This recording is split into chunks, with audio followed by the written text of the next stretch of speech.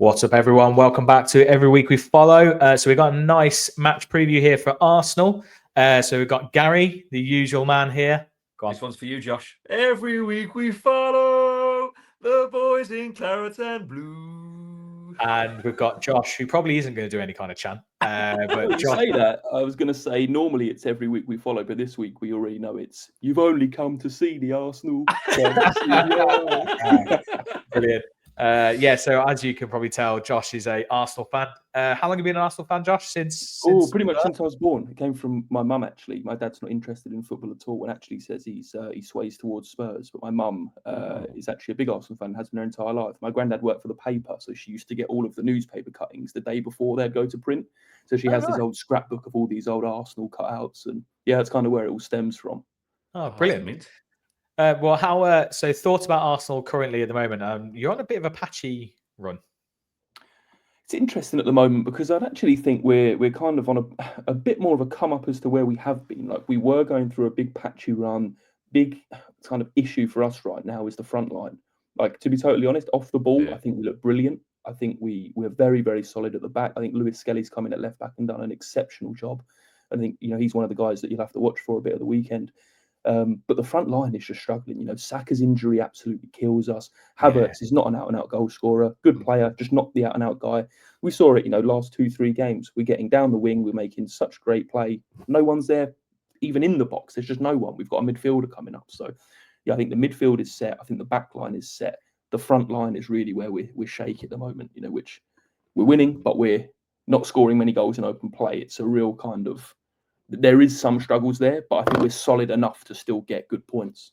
Well, don't worry, I'm sure I feel bad moaning about Watkins now.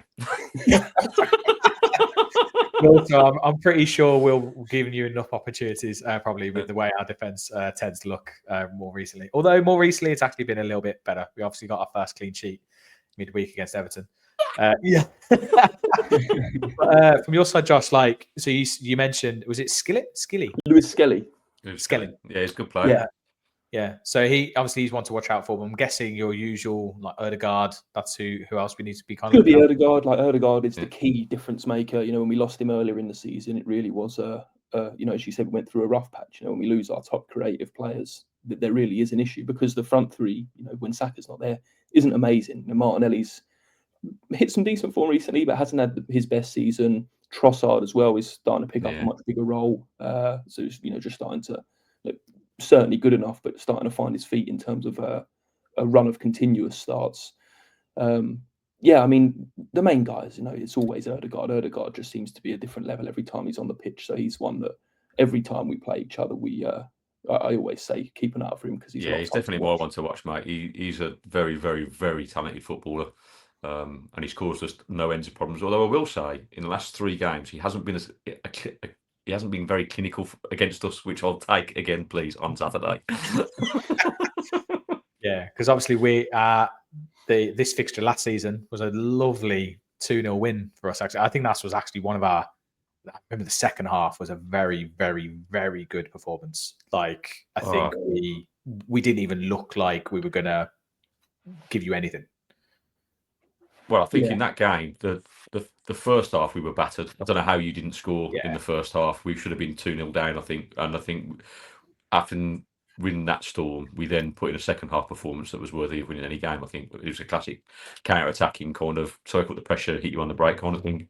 And some poor defending for the first goal, if I remember correctly, from a corner that went across your box, and and then we score on the break, don't we? Because you're trying to get back into the game. So, but that was a massive result for us in terms of finishing for the top 4 last year. And I just don't think at the moment, I don't think we're nowhere near the height of what we performed last year. So I'm nervous about Saturday, I must admit.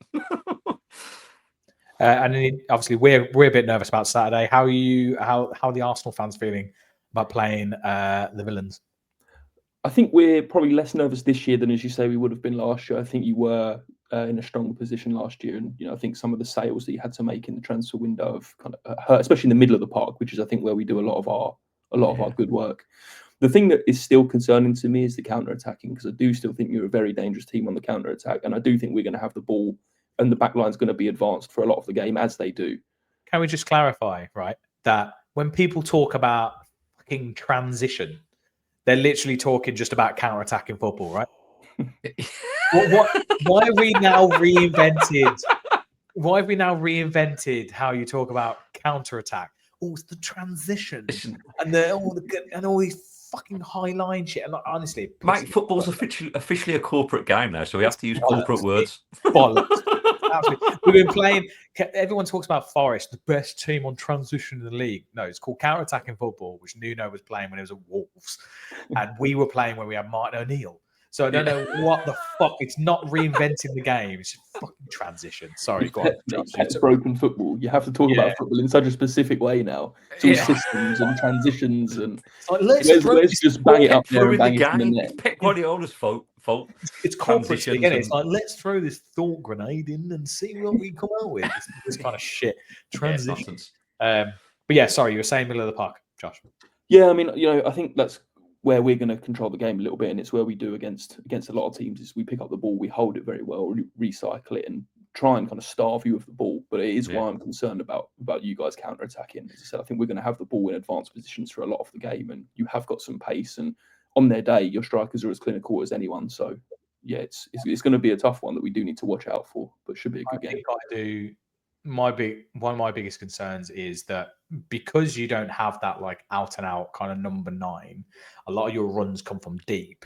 And we play such a high line, as everyone always says. And I worry that actually, we tend to like catch teams offside a bajillion times in a game. Like I think Everton were offside 5 times against us.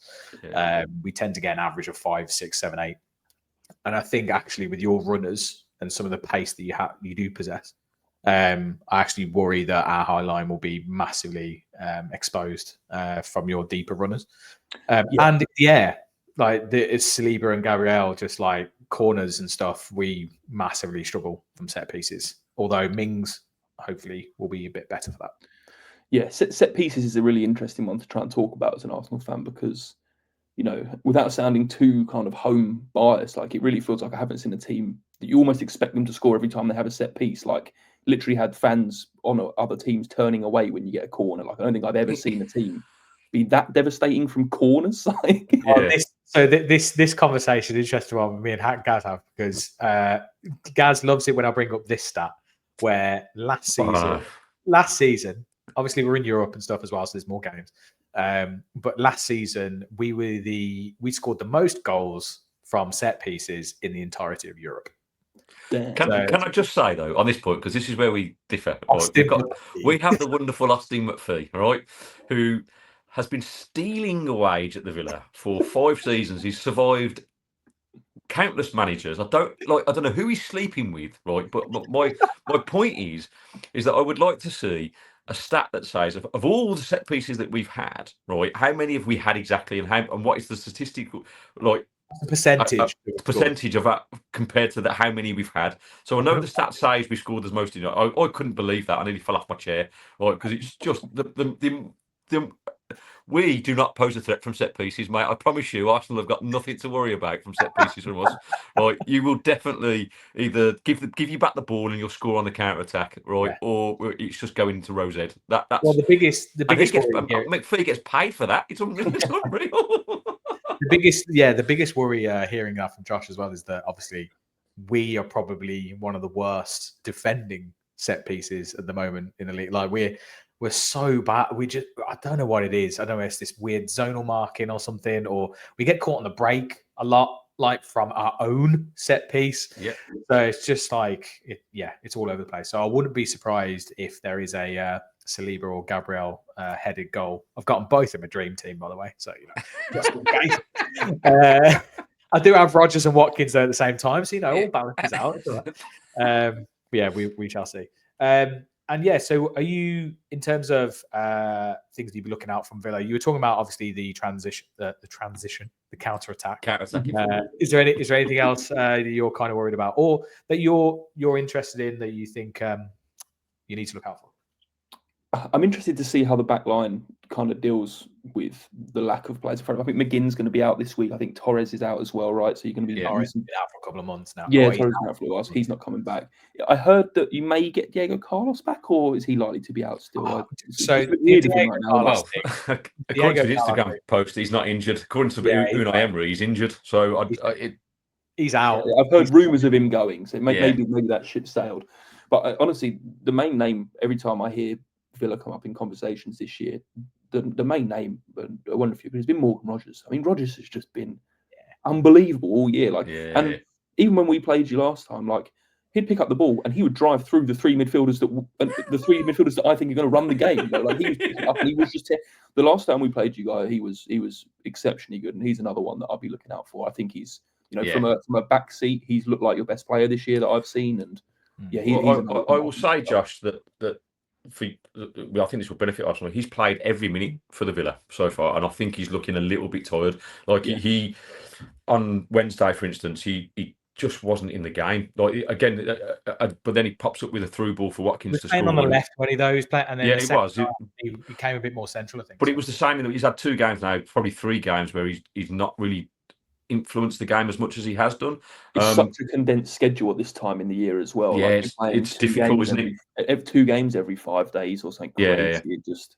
It's difficult to keep the performance levels up, isn't it? He's the one that could potentially unlock it. I mean, I think if I look back to that game at Villa Park, I'm still like, I can't fathom how we lost the game, if I'm honest, because we should have scored first. Watkins had 2 very good chances, and let's say he didn't put one of them away. Like just a 50-50. Come on, mate. Like just right. I've still got the second one the first one. Sorry, where Rodgers wins the ball and again drives through the midfield, squares it to him, and the goal is open. And I'm like, right, just take a touch, just go around the keeper, like take all the time in the world. There's no one within 50 yards of you, and he just puts it wide first time. Like it's burnt into my. So I think any success we're going to have on Saturday, we've got to be clinical in the final third, because if we're not, I think we'll be punished, and that's because that's the level that we've come up against with you guys. I think you're too good for us not to do that, and I think that was the difference last year when we played you.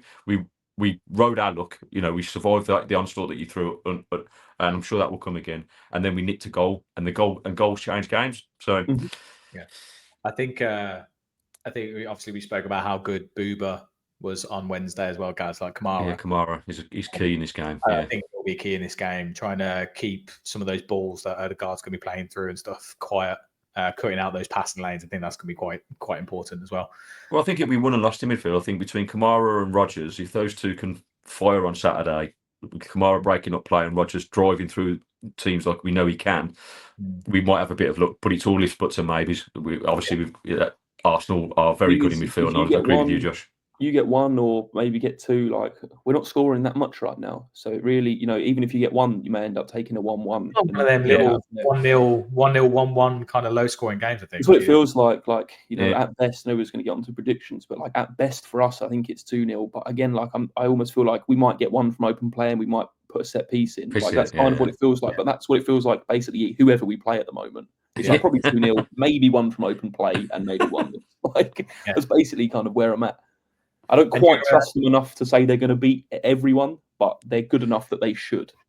Yeah. So, John, where do you stand with kind of? I wanted to ask you this about Arteta, and because over the last few weeks he's come out with some wonderful press conference release statements about balls and I don't know where you sit on him. He's a fascinating man. I think he's so all in and so detail obsessed that he really does notice everything. Stuff that is literally nothing. When I go, it's a different ball, right? It's nothing. But to him, it slightly is. I think generally the way he acts in the conferences and stuff, I have no issues with. I really think the project that he's put together has been, exceptional so far. I think he's brought in the right players. I think he did a brilliant job at thinning down the squad and getting out all of the bad mentalities and guys that he didn't want around.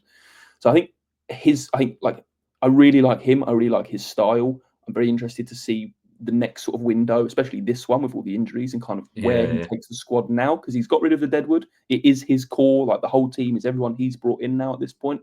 I want to see where he takes it from here, because Now is the point where we do need to bring someone in. The striker market is a bit weird 100%. right now. I don't really know who you pick up, to be honest. But what's happened January's now? tough for strikers, isn't it? Yes.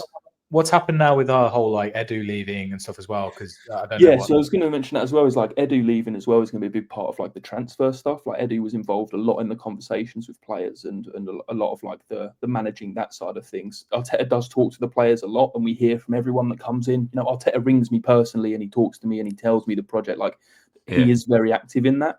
You know, it remains to be seen how key Edu was in that. By all accounts, he was very key, but you know, we're still able to bring in guys. I think we're still going to have a lot of draw. I think the project is still very exciting to a lot of players that are looking at it from outside that we might be interested in. So, yeah, I mean, I would give Arteta the keys for a little while now. You know, providing nothing crazy happens in the next sort of season and a half.